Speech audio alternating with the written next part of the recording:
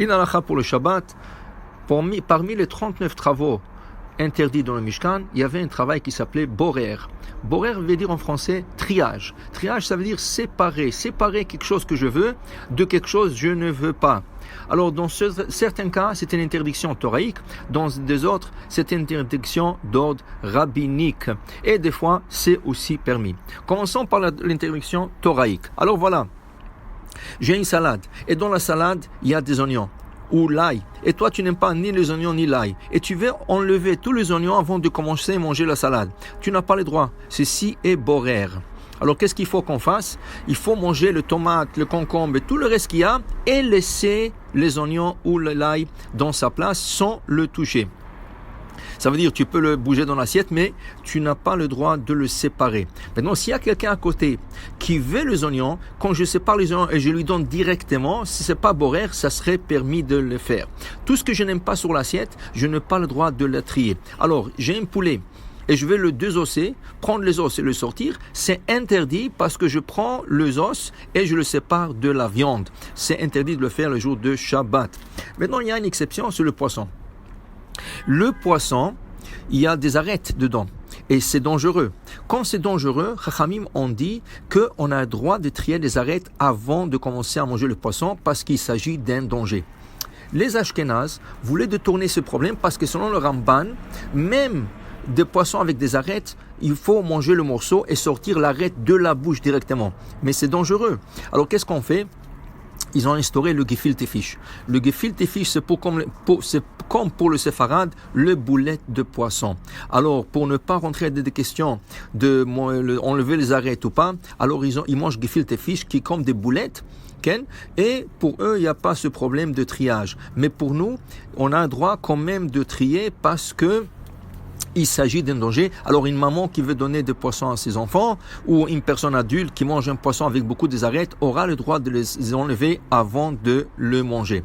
Et une autre question dans la préparation du Shabbat, faire une salade de quelque chose qu'on doit éplucher. Par exemple, les concombres.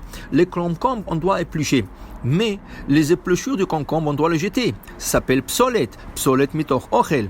Et une banane. Je vais éplucher une banane pour manger la banane. Alors, si je mange tout de suite, il n'y a aucun problème d'éplucher un concombre et faire une salade tout de suite et éplucher une banane pour la manger tout de suite ou éplucher une pomme. C'est pas important.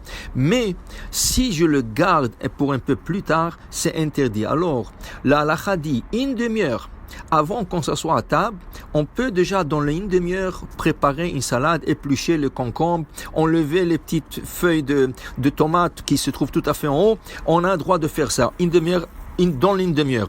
Plus qu'une demi-heure, on n'a pas le droit. Qui veut dire, une femme qui veut préparer une salade pour le Shabbat, pour aller joindre son mari à la synagogue et revenir avec lui ensemble, c'est plus qu'une demi-heure, c'est 1 heure, 2 heures même.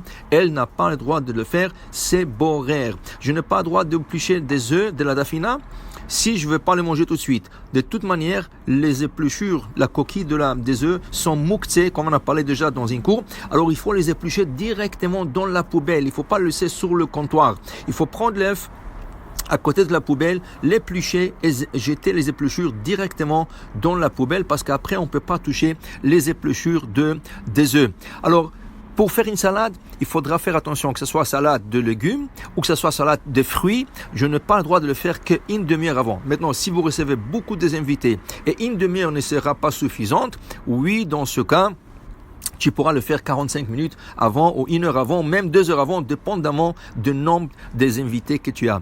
Une autre chose, vous avez des chemises accrochées dans l'armoire et vous voulez prendre une certaine chemise. Ce serait bien de préparer vos chemises avant le Shabbat.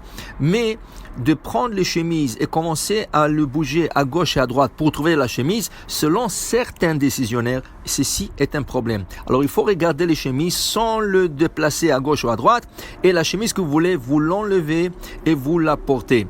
Alors il y en a qui permettent de le faire, mais encore, c'est mieux de ne pas le faire.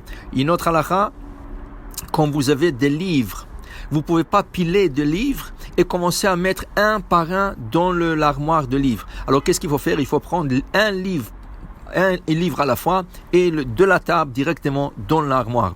Le Rav Moshe Feinstein a permis les livres parce qu'il a dit c'est pas du triage car chaque livre il a un nom qui est écrit là-dessus et on veut lire, on a lu déjà tout le livre, on on aime tout le livre, alors il n'y a pas quelque chose qui est considéré comme déchet. Dans ce cas, ça serait permis, mais c'est beaucoup mieux de prendre un livre par autre. Alors, selon les décisionnaires qui l'interdisent, ils disent quand tu rentres à la synagogue et tu prends le sidour, parce que tu vas prier tout de suite, et tu prends le chumash, mais le chumash, ça serait 1 heure plus tard, ou 1h30 plus tard. Dans ce cas, quand tu t'assois et tu as pris le chumash, lis un verset, Vaidaber Adonai Moshe Lemor, ou n'importe le quoi, et tu fermes le chumash et tu le gardes, de telle manière, tu l'as pas trié de l'armoire pour l'utiliser plus tard, tu l'as trié, tu l'as pris parmi les autres livres pour le lire tout de suite. Il y a beaucoup d'autres halachot, mais on a beaucoup d'autres temps à parler de ça. Pour le moment, je vous souhaite Shabbat Shalom, on verra.